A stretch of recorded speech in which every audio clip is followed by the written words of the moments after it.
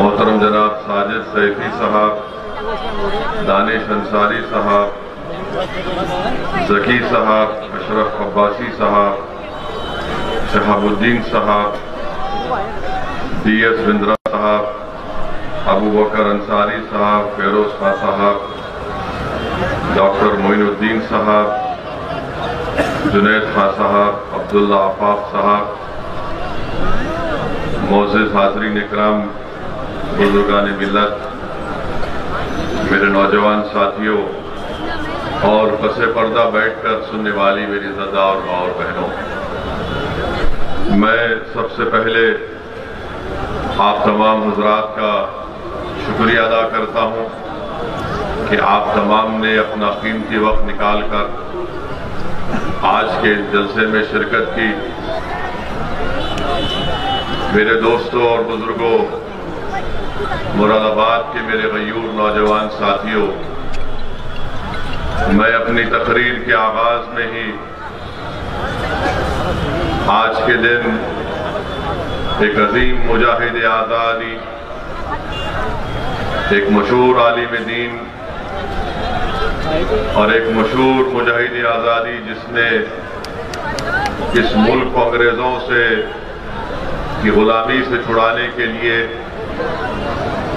बरसों जिद्दोजहद की, सालों जेल की सलाखों में गुजारा, मैं उनको खराज अकीदत पेश करता हूँ कि आज मौलाना अबुल कलाम आज़ाद का यौम पैदाइश है।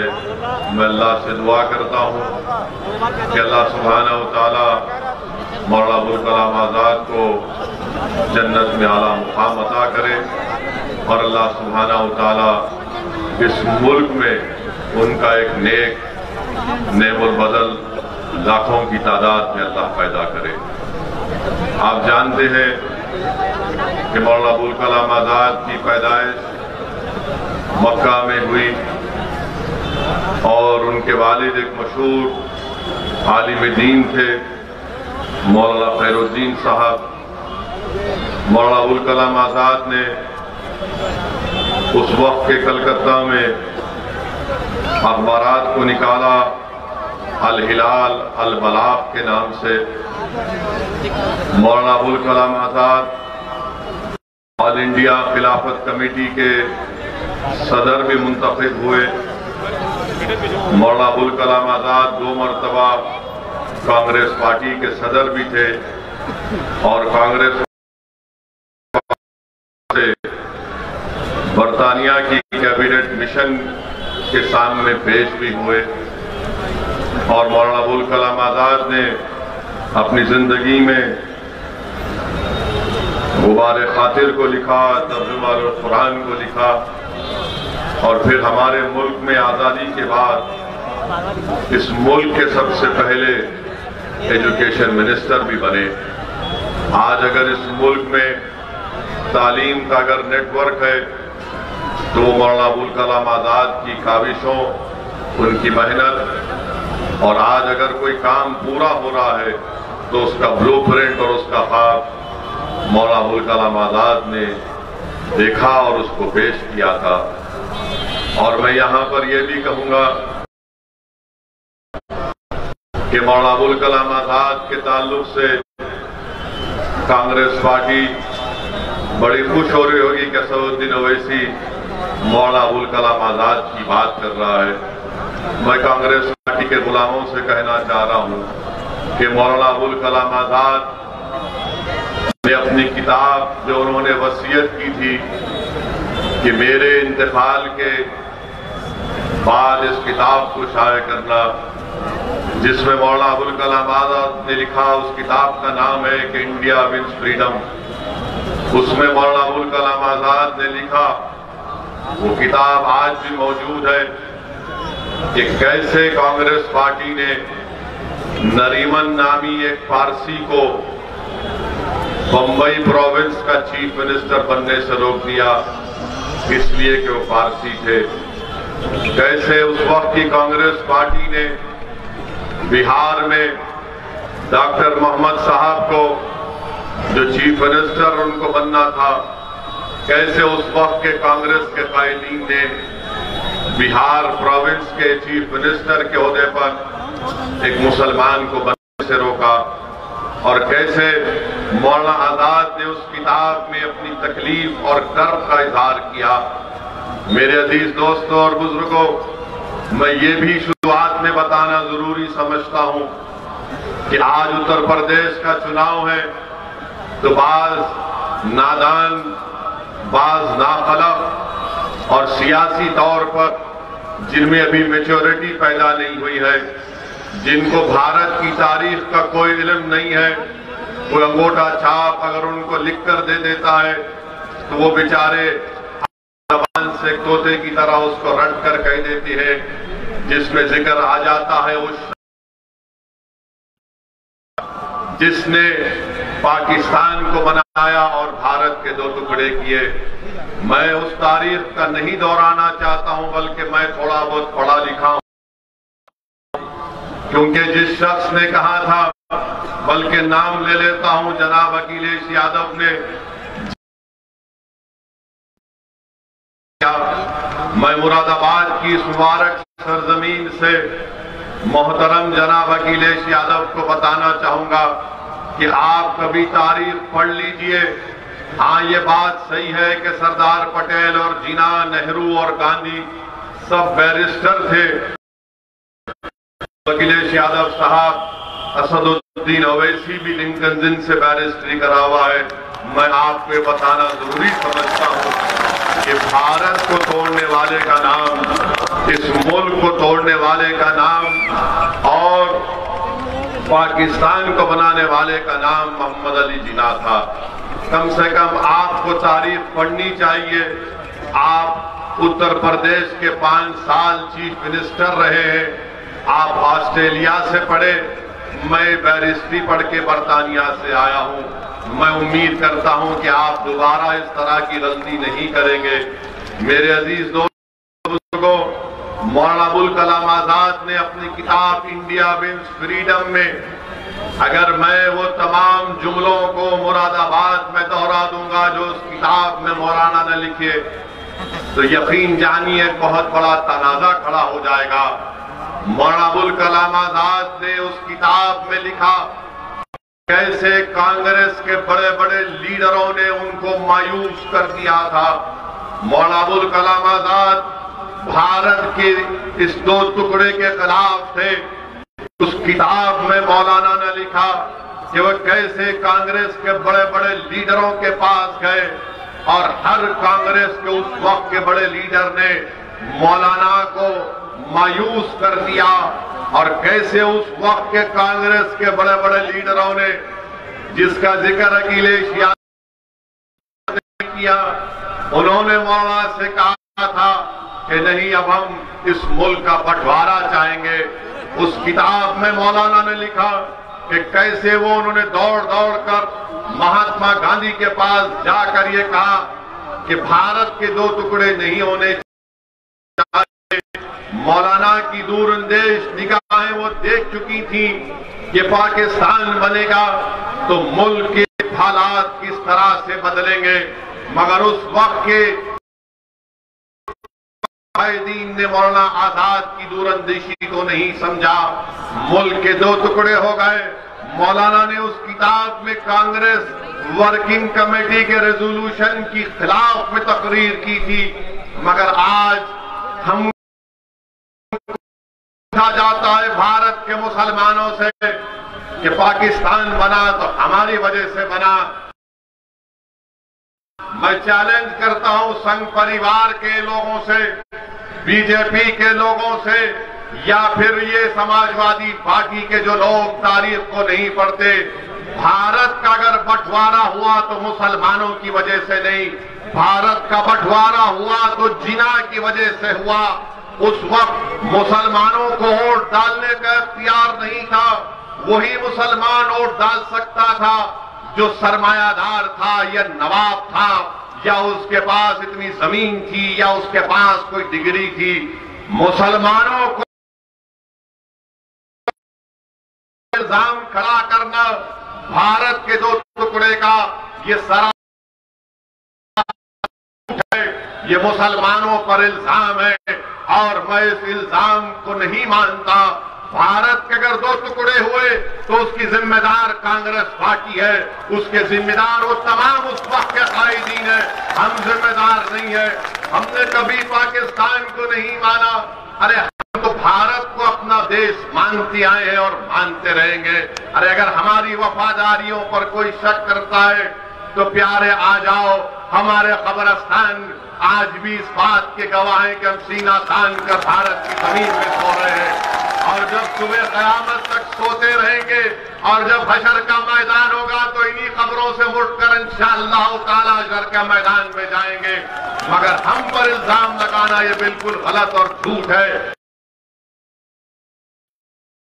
इसका कोई ताल्लुक नहीं है, क्योंकि आजकल सब जिना के बारे में बात कर रहे हैं। कोई जनाब कह गए अगर फुला को वजीर आजम जिना को बना दिया जाता तो भारत का विभाजन। अरे आप तारीख को नहीं जानते। आखिर उत्तर प्रदेश के चुनाव में जिना कहां से आ गया मुझे समझ में नहीं आ रही। उत्तर प्रदेश के चुनाव में जिना कहां से आ गए, ये पैदा हो गया हमको नहीं मालूम। इस जिन को तो हमने भगा दिया पाकिस्तान को कि जाओ तुम, हम नहीं जाएंगे। ये भारत आजाद मेरी की सरजमीन है, हम यहां पर रहेंगे, हम भारत को छोड़ के नहीं जाएंगे। मगर बोले जा रहे हैं जिना की बात अगर करके समझते हैं कि उत्तर प्रदेश के मुसलमानों का वोट मिल जाएगा। अरे उत्तर प्रदेश के मुसलमानों ने एक फैसला ले लिया है, जिन्ना की हमारे पास ना कभी अहमियत थी ना रहेगी इंशाअल्लाह ताला।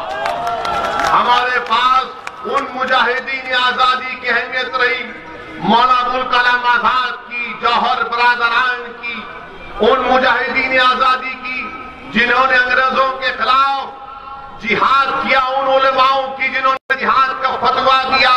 अल्लामा फजल खैराबादी ने काला पानी की सजा काटी और फांसी के फंदे को मुस्कुराकर झूम लिया। अल्लामा फजल खैराबादी ने सावरकर की तरह अंग्रेजों से अपनी जान की भीख नहीं मांगी।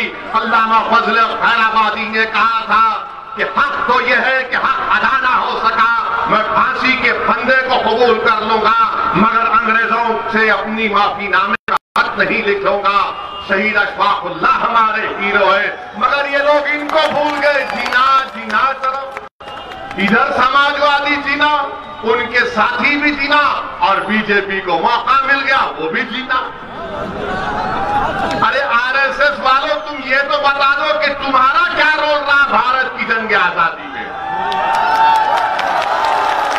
बताओ तुम्हारा क्या रोल रहा भारत की जंग आजादी में। क्या ये बात सच नहीं है आरएसएस वालों कि तुम्हारा आरएसएस का लीडर ने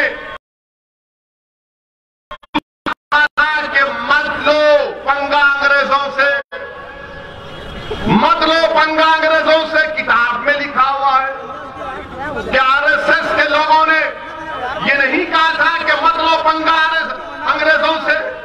आप कहां थे? सन 57 की जंग आजादी हुई, आप तो पैदा ही नहीं हुए। आपकी पैदाइश 1919 की है। 99 साल आपने चड्डी पहनकर लट फिराया, फिर ख्याल आया कि पैंट पहन लेते हैं, आपने पैंट पहन लिया। आप तो थे ही नहीं कहीं पर। आज आकर आप हमको सिखा रहे हैं, आज आकर हमको बता रहे हैं भारत से मोहब्बत। अरे भारत से मोहब्बत हमको इतनी है कि चप्पे चप्पे पर हमारा खून बहाया गया, हम अपने खून को बहाकर इस मुल्क को आजाद करवाया। क्या ये बात सच नहीं है? ये आरएसएस वाले शुरू कर दिए हम पे उंगलियां उठाना कि मुसलमान। अरे ये बता दो, क्या ये बात सच नहीं है कि जब मुल्क आजाद हुआ तो क्या तुम्हारे गोलवालकर ने लिखा नहीं कि हम इस तिरंगे को नहीं मानते, 3 रंग अशुभ कहा था उन्होंने, कहा था उन्होंने, ये रिकॉर्ड है। गोलवालकर ने कहा ये 3 तिरंगे के रंग अशुभ है, हम इसको नहीं मानते। भारत के आईन आईन को नहीं मानते, मनुस्मृति को मानते हैं। रिकॉर्ड है ये। इनकार करोगे, आओ बैठो, बताओ, बहस करो, 5 मिनट में भाग जाओगे। 5 मिनट में भाग जाओगे। आप हमको दर्ज देने आए, आपको मालूम ही नहीं। मगर ये शुरू हो गए चुनाव उत्तर प्रदेश के, और वो शख्स जो पड़ोसी मुल्क का उसको मुद्दा बना रहे, और ये समझ रहे कि मुसलमान खुश होगा। अरे मुसलमान नहीं खुश होगा। तुम जानते नहीं हो मुसलमानों की ज़हनियत को, मुसलमानों की तकलीफ को, मुसलमानों के मसाइल को। इसीलिए लेकर जा रहे हैं उस तारीख के उस वाकयात में जो मौजूदा दौर से उसका कोई ताल्लुक नहीं है। ना पहले था, ना अब है, ना इंशाअल्लाह मुस्तकबिल में रहेगा। मेरे अजीज दोस्तों और बुजुर्गों, फिर दूसरी अहम बात यह कि जब बात तारीख की निकली, कांग्रेस का जिक्र हुआ, तो इसी मुरादाबाद में 13 अगस्त 1980 को ईदगाह में पुलिस की फायरिंग हुई थी। क्या आपको मालूम है, आपको याद है? क्या नौजवानों आपको याद है? जो मुरादाबाद के गयूर नौजवानों, क्या तुमको याद है कि 13 अगस्त 1980 ईद का दिन ईदगाह में पुलिस की फायरिंग हुई थी मुरादाबाद में? कितने लोग मारे गए? 300 मुसलमान मारे गए थे। 300 मुसलमान मारे गए थे। यानी अंग्रेजों के जमाने में जनरल डायर ने किया था, तो उस वक्त कांग्रेस की सरकार ने 1980 13 अगस्त को 300 मुसलमानों को शहीद कर दिया गया था। मैं अभी रास्ते से आ रहा था, हमारे जानने वाले बुजुर्ग थे, मैंने उनको सलाम किया और कहा कि मैं आपके शहर को जा रहा हूं। दौड़ने मंच के सामने कहा कि मैं आपके शहर को जा रहा हूं और 13 अगस्त 1980 के वाकये का जिक्र करूंगा। तो उस बुजुर्ग ने कहा कि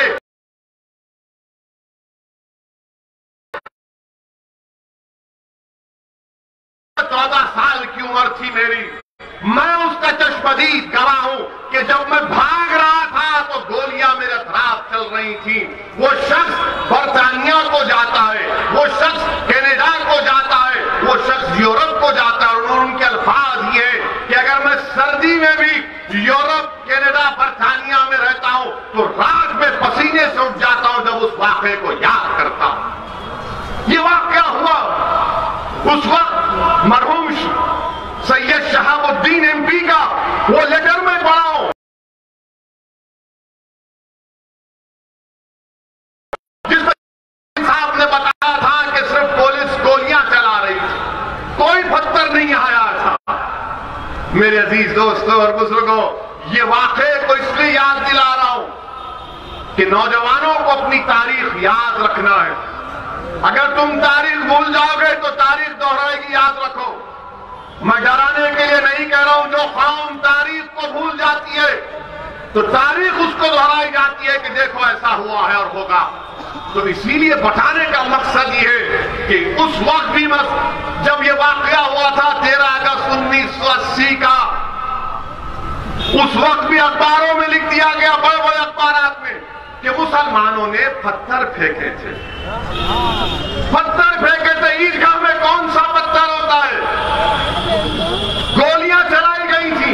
बड़े बड़े राइटर्स लिख दिए, कई मैगजीन में आ गया कि वो पूरा पढ़ के आया हूं, मुझे याद है अच्छी तरह से। सबने कह दिया कि मुसलमान ने पत्थर फेंके 1980, और आज हम 2021 में कोई हालात नहीं बदले, कोई हालात नहीं बदले। जब पुलिस मारना चाहती है मुसलमानों को हुकूमत के आर्डर पर, तो कहती है मुसलमानों ने पहले हमला किया था, पत्थर फेंके थे, पत्थर बरसाए तो हमने लाठीचार्ज किया, नहीं सुने, उसके बाद हमने ठोक दिया। मेरे अजीज दोस्तों और बुजुर्गों, ये हालात है। और ये इसलिए कह रहा हूं कि आज उत्तर प्रदेश में 2 दिन पहले कल का एक वाकया, आज का वाकया, इसको सामने रखो आप। गोरखपुर में बाबा की कॉन्स्टिट्यूंसी है। गोरखपुर में किसी मुसलमान ने अपने घर के ऊपर एक हरा झंडा लहराया, तो पूरा गुंडों का टोला उस घर पर पहुंच गया। घर में घुसकर तोड़ फोड़ की और कहा कि तूने पाकिस्तान का झंडा लहराया। उल्टा घर में घुसकर तोड़ फोड़ की, मुसलमान पर केस बुक कर दिया बाबा की पुलिस ने। वो पाकिस्तान का झंडा नहीं है, मगर नफरत इतनी फैला दी गई है मुसलमानों के ताल्लुक से कि जहां कहीं इनको हरा दिखता ये लाल हो जाते।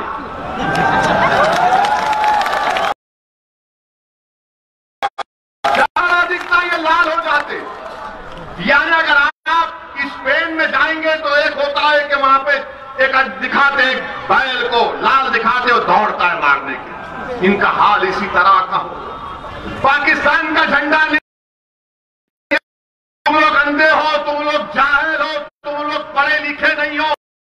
तुम्हारी काबिलियत सिर्फ यही है कि तुम्हारे दिलों में मुसलमानों से नफरत कूट कूट के डाल दी गई। और तुमको मौका इसलिए मिल रहा है कि जब मुसलमान के घर को तोड़ा जाता है तो ना अखिलेश बोलेंगे, ना कांग्रेस बोलेगी, ना बीएसपी बोलेंगी, सब खामोश बैठे रहेंगे। और अगर कोई एहतजाज बुलंद करता है, कोई सच्चाई का बयान करता है, तो उससे कहा जाता है ये मुसलमानों के वोट काटने आया, ये बी टीम है, ये फला है। बोलो ना तुम भी। मैं कह रहा हूं कि जो गोरखपुर में हुआ वो पाकिस्तान का झंडा नहीं था, वो एक मजहबी झंडा हम लगाते। मिलाद का जुलूस निकलता, हरा झंडा रहता है, तो क्या पाकिस्तान का झंडा है? पाकिस्तान का झंडा भी नहीं जानते, मगर नफरत फैला दी गई। और दूसरा वाकया अल्ताफ का, काशगंज का वाकया आपके सामने। एक नौजवान बच्चा है, हजरत पुलिस उसको पकड़कर थाना लेकर गई और ये बहाने लेकर गई कि उसके खिलाफ, अल्ताफ के खिलाफ एक कंप्लेन दी गई कि वो किसी लड़की को लेकर भागा था। पुलिस लेकर जाती है और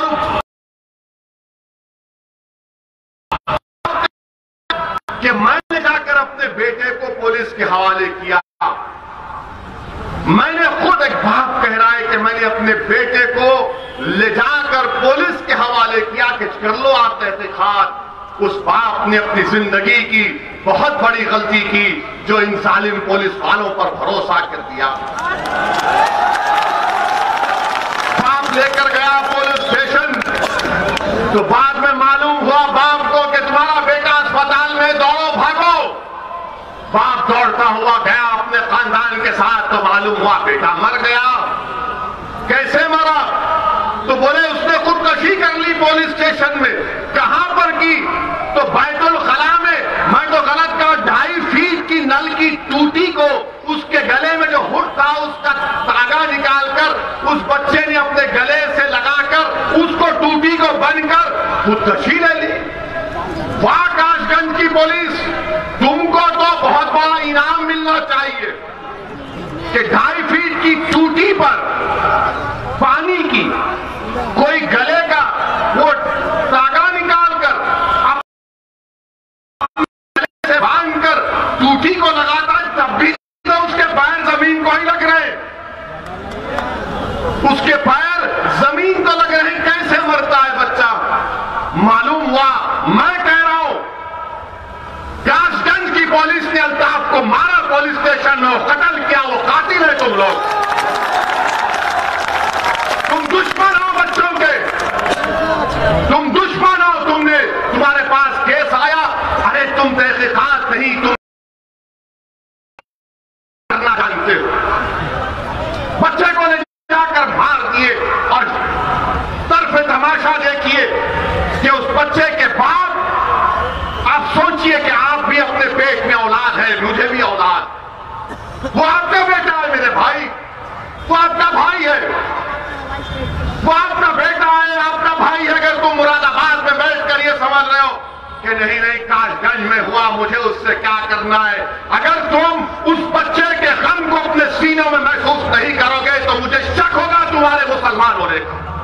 तुमको उसका दर्द महसूस करना पड़ेगा, क्योंकि रसूलुल्लाह सल्लल्लाहु अलैहि वसल्लम ने फरमाया कि मोमिन कौन है? मोमिन वो है अगर किसी के पैर के तलवे में अगर कीड़ा लगता है तो मोमिन वो है जो अपने सीने में उसकी तकलीफ को महसूस करे। हर गई कि उस बच्चे के बाप से सादे कागज पर अंगूठा ले लिया। और हजरत पुलिस ने, माशाअल्लाह काशगंज की पुलिस, आप यकीनन शैतान की पहली औलाद है, आप इब्लीस की पहली औलाद है। जो तुम्हारे लुत्फे में फर्क है, मैं कह रहा हूं, उस बाप को जो अपने बेटे को खो दिया, जिसको तुमने पुलिस स्टेशन में मर्डर किया, तुम उसके अंगूठे के साइन लेकर उस पर लिख देते हो कि ये बेटे के बाप ने ये लिखा है कि वो पुलिस की तहकीकात से मुतमईन है और मेरे बेटे ने खुदकशी करके अपनी जान ले ली। अरे पुलिस वालों, जिन्होंने हरकत की कि अगर तुम्हारी बेटी, तुम्हारा बेटा सब मर जाएगा या मार दिया जाएगा तो तुम्हारे दिल पर क्या पहुंचेगा? ये जुल्म हो रहा है, ये जुल्म हो रहा है। और आवाज कैसे उठती है? नहीं, हमने बोल दिया, हम भी कंडेम करते हैं उसको, 2 लाख भिजा देंगे, 3 लाख भिजा देंगे। अरे सवाल ये पैदा होता है कि जब गोरखपुर के होटल में गुप्ता साहब को पुलिस ने मारा, उनकी मौत भी हम उसका कंडेम करते रहेंगे, मगर जब गुप्ता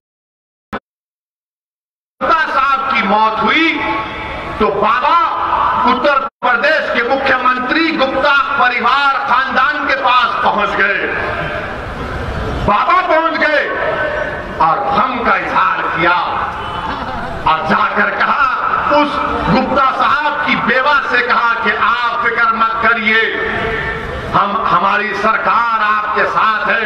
और मेरे ख्याल से उनको 50 लाख का चेक दिया, गवर्नमेंट की नौकरी दी, पुलिस के लोगों को सस्पेंड भी किया और उनको गिरफ्तार भी किया। और समाजवादी पार्टी के बहुत चाहने वाले, आपके अखिलेश ने क्या किया? गुप्ता साहब के घर गए और कहा, बहन ये 21 लाख का चेक है, ये 21 लाख का चेक है। आप बताइए मेरे अजीज दोस्तों और बुजुर्गों, इंसान जब पुलिस की कस्टडी में मरता है, अगर तो उसने खुद से खुदकशी कर ली। अगर वो मुसलमान खुदकशी कर ली और उसके बाद से झूठ से फरेब देकर अंगूठा उसका लगाकर लिख दिया जाता है, और अगर वो मुसलमान नहीं है, अरे मैं जिंदाबाद के नारे अपने नहीं लगाने वाला, सुनो मेरी बात, नहीं आप सुनो मेरी बात, मैं अपने जिंदाबाद के नारे आपसे मंगवाने के लिए नहीं आया हूं, क्योंकि आप जिंदा है, मैं जिंदा हूं, रसूल अल्लाह की उम्मत है, जिंदा रहने वाले। और याद रखो इस बात को, याद रखो इस बात को कि जब तक हम जिंदा हैं दुनिया आबाद है, जब हम नहीं तो दुनिया भी नहीं। याद रखो, ये मेरा फेथ है। मगर ये हाल देखिए आप कि एक मुसलमान मरता है तो कोई आवाज नहीं उठती है। क्या मेरे खून की अहमियत नहीं है? क्या मेरे नौजवान की जिंदगी की कीमत नहीं है? क्या मैं कोई गंदी नाली का कीड़ा हूं कि बैतुल खला में ले जाकर मेरे बच्चे को, बेटे को मार दिया जाता है, खुड्डी के बाजू मेरे बेटे की लाश को फेंक दिया जाता है? मेरे अजीज दोस्तों और बुजुर्गों, ये इसलिए हुआ क्योंकि आपके पास प्रदेश में कोई सियासी ताकत नहीं है। आपके पास मुट्ठी भर 3-4 मुसलमानों के आपके वोटों से जीते हुए एमपी एमएलए होंगे। आपके पास क़यादत नहीं है, आपकी लीडरशिप नहीं है। आप मुत्तहिद अगर हो जाएंगे तो उत्तर प्रदेश में 19% मुसलमानों की क़यादत बनेगी। अगर अल्लाह उस अल्ताफ की रूह को, अगर अल्लाह हुक्म देगा कि बोलो उत्तर प्रदेश के मुसलमानों से क्या कहना है, तो अल्ताफ की रूह पुकार कि गुप्ता मरा तो हुकूमत हिल गई, मैं मर गया तो हुकूमत नाम तक नहीं लेती। मेरे अजीज दोस्तों और बुजुर्गों, याद रखो, नाइंसाफी का इलाज सिर्फ रोने से नाइंसाफी का खात्मा नहीं हो, जुल्म का खात्मा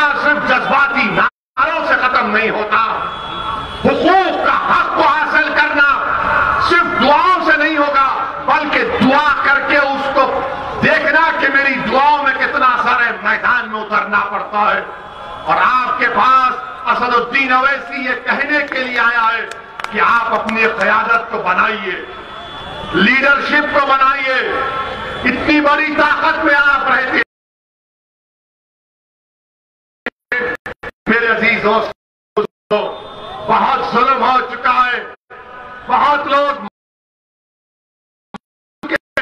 बहुत से माँ बाप ने अपने ख्वाबों को चूर होते हुए देखा, बहुत सी माओं की कोख उजड़ गई, बहुत से बाप का उसके बुढ़ापे का सहारा छीन लिया गया।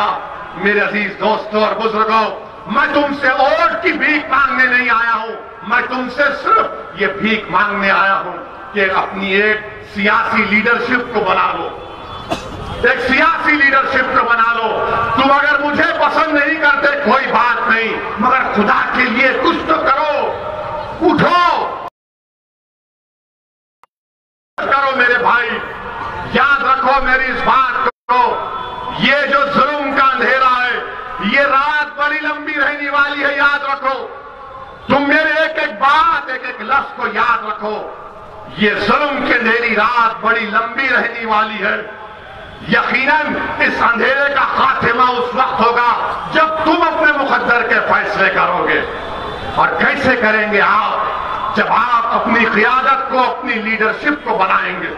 और जब हम मुसलमान उत्तर प्रदेश में अपनी लीडरशिप को बनाएगा तो किसी हम मजहब के खिलाफ ना थे, ना है, ना रहेंगे।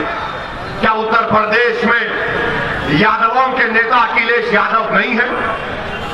क्या उत्तर प्रदेश में अखिलेश यादवों के नेता नहीं है? कहिए, आप जवाब दीजिए या नहीं है? क्या बहन जी की लीडर नहीं है? क्या योगी आदित्यनाथ ठाकुरों के नेता नहीं है? क्या ओम प्रकाश राजभरों को अपने करीब करने की कोशिश नहीं कर रहे?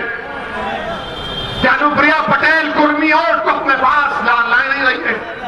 आप क्या कर रहे हैं? आप क्या कर रहे हैं? सोचिए आप। मैं अपने आप को लीडर बनाने के लिए नहीं आया हूं। मैं ये चाहता हूं कि मुरादाबाद से ऐसे लोग उठे जो खुद क़यादत करें, जो पूरे उत्तर प्रदेश में एक इत्तेहाद का पैगाम दें। मेरे अजीज दोस्तों और बुजुर्गों, ये पैगाम देने के लिए असदुद्दीन अवैसी आपके पास आया है। अगर मेरी कोई बात आपको पसंद नहीं आती तो मैं माजरत चाहता हूं। मेरी जबान कड़वी इसलिए है क्योंकि मैं सच्चाई बोलता हूं।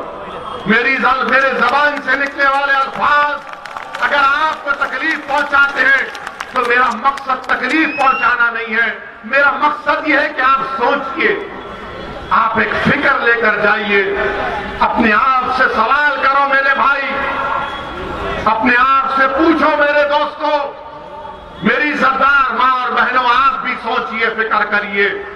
मैं बुजुर्गों से अपील कर रहा हूं कि आपको भी ये फैसला लेना पड़ेगा। जब उत्तर प्रदेश में हर समाज ने अपनी अपनी क़यादत को बना लिया, अपनी लीडरशिप को बना लिया, तो आप क्यों पीछे होते हैं? और कोई कहेगा कि क्या हमने मुरादाबाद से मोहतरम जनाब एसटी हसन को एमपी नहीं बनाया? कोई कहेगा कि क्या असदुद्दीन अवैसी तुम्हारे हैदराबाद से आए हुए एक क्रिकेटर को हमने एमपी नहीं बनाया? मेरे भाई, आपने एमपी बनाया, आपने कायद नहीं बनाया। आपने किसी को एमपी बनाया, किसी को नेता नहीं बनाया। आपने एमपी बनाया मगर अपनी लीडरशिप को जमीन पर पैदा नहीं किया। आपने किसी को एमपी एमएलए जरूर बनाया मगर वो आपकी तकालीफ को, आपके जुल्म के खिलाफ आवाज नहीं उठा सकता। मैं एक मिसाल आपको देना चाहता हूं। मेरे पास एक तस्वीर जिसमें हमारे एमपी डॉक्टर साहब एसटी हसन साहब की तस्वीर मेरे पास है कि डॉक्टर एसटी हसन, जिनकी मैं बड़ी इज्जत करता हूं, वो समाजवादी में है मगर इंफरादी तौर पर बड़ी इज्जत करता हूं। जब मैं तस्वीर देखा तो मुझे बड़ी तकलीफ हुई। तस्वीर में क्या है कि डॉक्टर साहब खड़े हुए हैं, डॉक्टर साहब खड़े हुए हैं और एक कुर्सी पर समाजवादी पार्टी के राज्यसभा के एमपी प्रोफेसर राम गोपाल यादव साहब पैर पर पैर डालकर बैठ रहे हैं और डॉक्टर साहब खड़े होकर उनको कागज दे रहे हैं। मैं आपसे पूछना चाह रहा हूं कि इस तरह की बेइज्जती हम बर्दाश्त करेंगे? आप सोचो, मेरी नहीं, कोई कहेगा ये जज्बाती तकरीर कर रहा है, आप सोचो। जब मैं तस्वीर को देखा तो बड़ी तकलीफ हुई। वो कुर्सी पर बैठा है पैर पे पैर डालकर और मुरादाबाद का मुसलमानों का एमपी खड़े होकर उसको कागज दे रहा है, देख भी नहीं रहा है डॉक्टर साहब की तरफ। मेरे अजीज दोस्तों और बुजुर्गों, ये तुम कहेगा लीडरशिप? अगर असुद्दीन अवैसी होता तो प्रोफेसर राम गोपाल का हाथ पकड़ के कहता, उठो प्रोफेसर, आंख में आंख डाल के बात करेगा। ये मिजाज पैदा करना पड़ेगा आपको, इस मिजाज में तब्दीली पैदा करना पड़ेगा।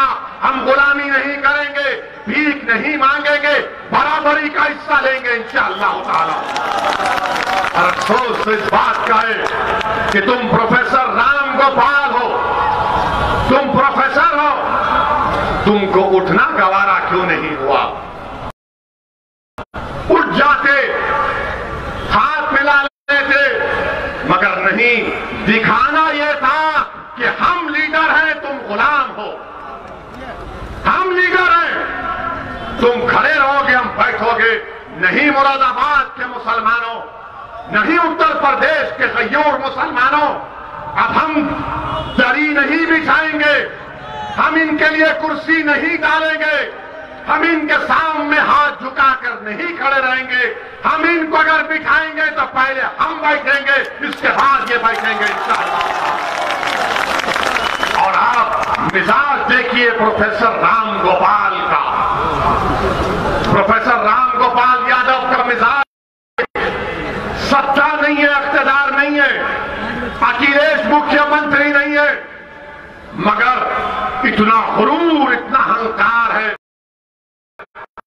कि इख्तिदार नहीं है मगर बता क्या रहे हैं मुसलमानों को मुरादाबाद के। दोस्तों और बुजुर्गों, मेरी आपसे गुजारिश है, ये बेइज्जती मैं नहीं बर्दाश्त कर सकता, ये बेइज्जती मैं नहीं बर्दाश्त कर सकता। ना मैं किसी के सामने किसी से इस तरह का बर्ताव करता हूं। हम हैदराबाद में दारुस्सलाम में बैठते, लोग आते हमसे बात करते, अगर कोई देना चाहता तो खड़े हो जाते। मेरे अजीज दोस्तों और बुजुर्गों, मुरादाबाद के मेरे गयूर नौजवानों, अपनी फिक्रों में तब्दीली पैदा करो। आप कब तक डरते रहेंगे? मजलिस इलेक्शन लड़ेगी, मजलिस इलेक्शन लड़ेगी तो बीजेपी आ जाएगी। मैं इसका जवाब दे रहा हूं अब आपको। इस मेरे इस दलील का, मैं जो मुद्दा यहां पर उठा रहा हूं, आपके पास इसका कोई जवाब नहीं। 2014 के पार्लियामानी चुनाव में बीजेपी जीत गई, मोदी प्रधानमंत्री बन गए। क्या किया अखिलेश यादव? 2017 के असेंबली के इंतखाबात, कांग्रेस और अखिलेश मिल गए तो एक गाना चलता था उस जमाने में कि यूपी को इन लड़कों का साथ पसंद है, और जीत गए मोदी। 19 का चुनाव आया तो बहन जी और अखिलेश मिल लिए, सिर्फ 15 सीट जीते। मां बाकी पार्लिमानी निशिस्त पर बीजेपी कामयाब हो गई। आप कब तक अपने वोट को खराब करेंगे?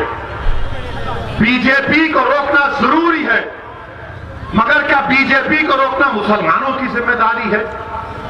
अच्छा, हैरत की बात यह है कि अगर मुसलमान ये सेकुलर पार्टी को वोट नहीं दिया तो बोलेंगे मियां अगर तुम वोट डिवाइड होगा बीजेपी आ जाएगी, और अगर यादव बीजेपी को वोट देगा तो बोलेंगे हाँ छोटा भाई है, गया होगा, हम बड़े भाई।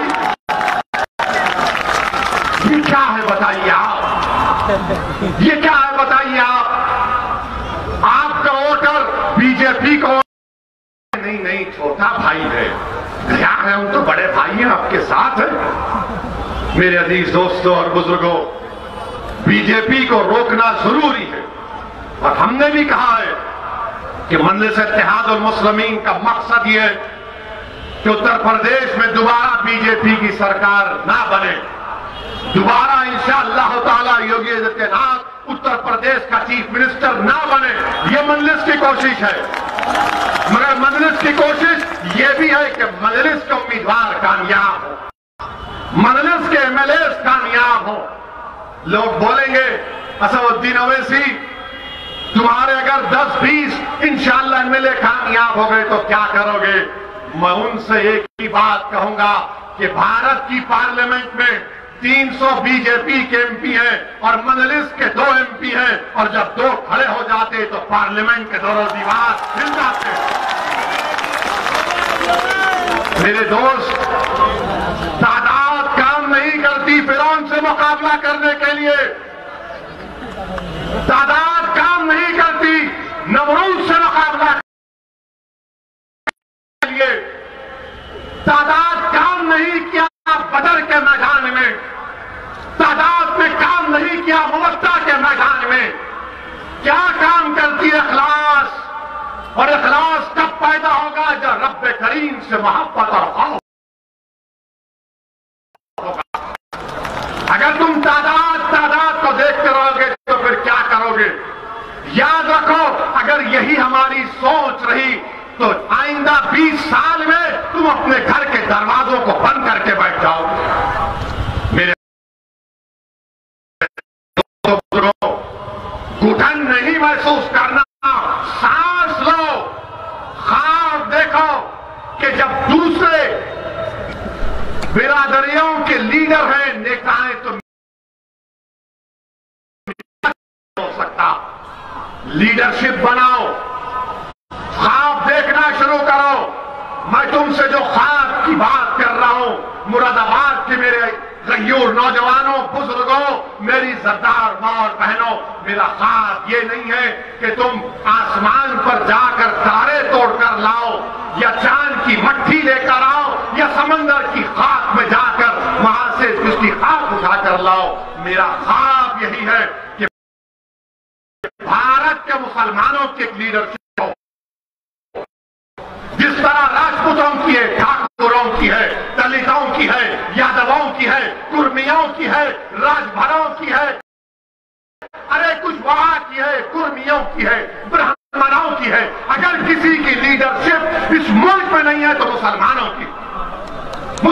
की कोई लीडरशिप नहीं है। मेरे अजीज दोस्तों और बुजुर्गों, यही ख्वाब को लेकर भारत के कोने कोने में फिरता हूं, यही ख्वाब को पूरा करना चाहता हूं, और उसी ख्वाब को पूरा करने के लिए मैं आपके पास आया। पहले भी आया था, अब भी, और जब तक रब्बे करीम जिंदा रखेगा मैं आता रहूंगा। आपका ख्वाब आपको याद दिलाता रहूंगा, इस ख्वाब को पूरा करना। मैं जाने वाला नहीं हूं, जाऊंगा तो एक दिन जमीन की ग़िज़ा बनूंगा, मगर जब तक जमीन अपने हक के लिए लड़ता रहूंगा, अपने उम्मीदों को, अपने ख्वाबों को पूरा करता रहूंगा। मेरे अजीज और बुजुर्गों, और फिर आप देखते हैं कि यहां पर मुरादाबाद में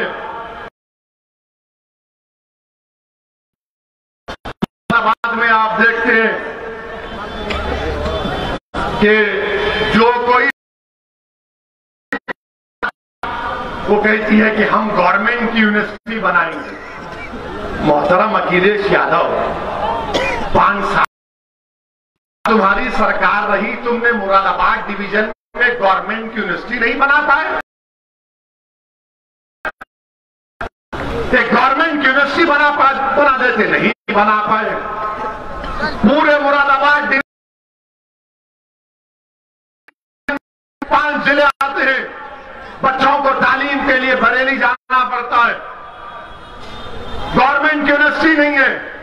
और सब बोलेंगे अखिलेश को 5 साल मिले तो अब आकर कहेंगे हमको बस नहीं थे 5 साल और 10 साल दे दो। अरे भाई तुमने 5 साल में नहीं किया। यहां से रोड जाती उत्तराखंड को, माशाल्लाह से रोड नहीं खड्डे नजर आते। अगर बाबा से जाकर पूछेंगे तो बाबा बोलेंगे नाम बदल दूंगा, खड्डों की बात मत करो। यहां पर अखिलेश की सरकार थी, आपने क्या किया बुनकरों के बारे में बताओ। हमारे अंसारी भाई के पावर लूम के बारे में तुमने क्या किया बताओ। आज वो पावर लूम, उसका बरखी, उसका बिजली का बिल 1000 गुना योगी आदित्यनाथ की सरकार ने बढ़ा दिया। आज वो पावर लूम और बुनकर परेशान है। कुरैश बरादरी के लोग जिनका रिवायती कारोबार है, स्लॉटर हाउसेस को आपने नहीं खोला, लाइसेंस नहीं, आप बाबा की सरकार आई पूरा। आप बताइए, आपने तो वोट दिया था ना, ये इस पर क्या हुआ।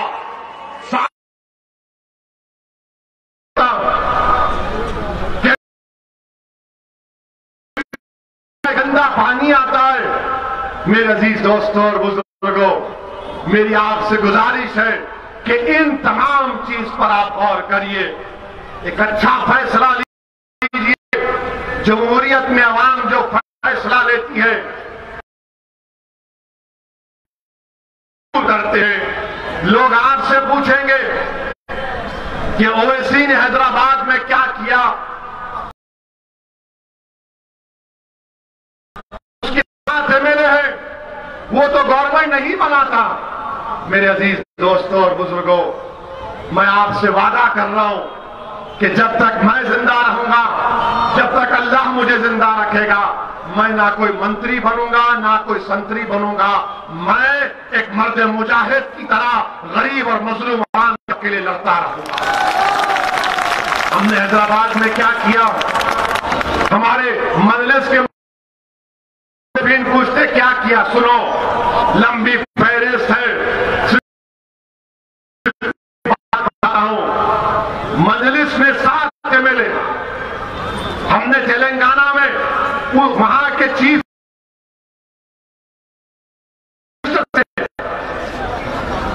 6.5 साल पहले मुलाकात की और उनसे कहा कि आप मुसलमानों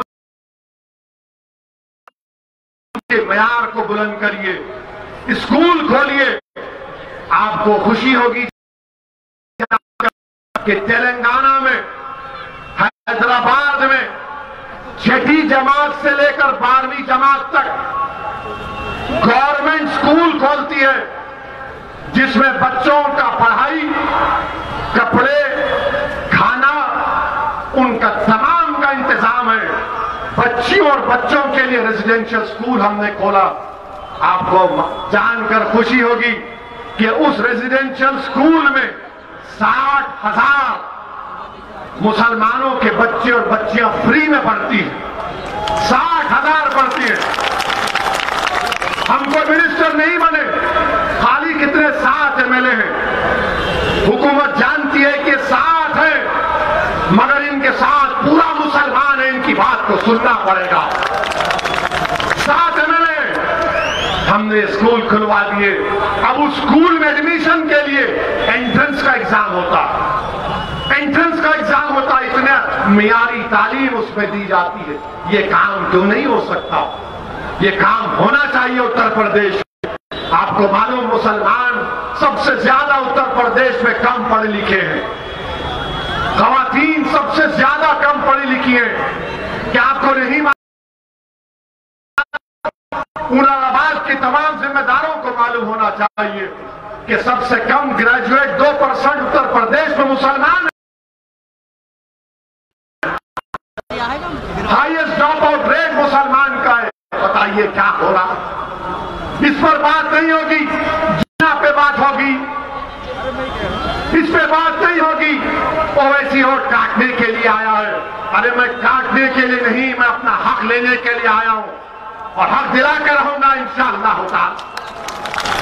मेरे अजीज दोस्तों और बुजुर्गों, जब बात तालीम की आई तो हमारे वजीर आजम जनाब श्री नरेंद्र मोदी ने वो कहते हैं सबका साथ, सबका विकास, सबका विश्वास। कोई हमारे पास मुसलमान का बात मत करो मेरे भाई। गवर्नमेंट ऑफ इंडिया की एक स्कीम है मदरसा मॉडर्नाइजेशन स्कीम, जिस मदरसे में असली तालीम को पढ़ाया जाता है, मैथ्स, इंग्लिश, सोशल साइंसेस को, तो गवर्नमेंट ऑफ इंडिया 4 टीचर की तनख्वाह देती है। कितने? 4 टीचर की तनख्वाह। और अगर वो ग्रेजुएट हैं तो 6,000, पोस्ट ग्रेजुएट हैं तो 12,000। आपको जानकर तकलीफ होगी कि पिछले 5 साल से नरेंद्र मोदी की सरकार ने मदरसा मॉडर्नाइजेशन में 50,000 टीचरों को तनख्वाह नहीं दी।